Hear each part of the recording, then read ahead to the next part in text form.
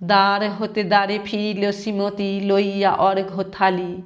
হে পুরবাসিনী সবে ডাকি কয়, হয়েছে প্রভুর পূজার সময়।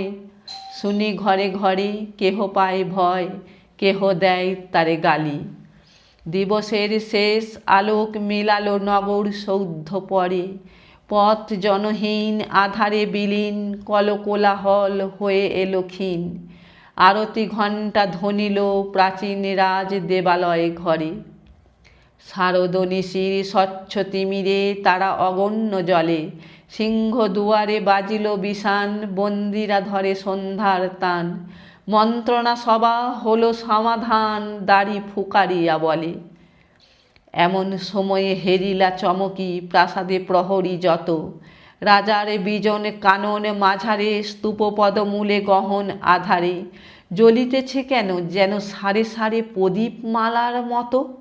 মুক্তকিপানে পুররক্ষক তখনই ছুটিয়া আসি, শুধালো, কে তুই ওরে দুর্মতি? মরিবার তরে করিস আরতি? মধুর কণ্ঠে শুনিল, শ্রীমতী আমি বুদ্ধের দাসী। সেদিনই শুভ্র পাষাণ ফলকে পড়িল রক্ত লেখা। সেদিনই শারদে স্বচ্ছ নিশীদে প্রাসাদ কাননে নীরবে নিভৃতে।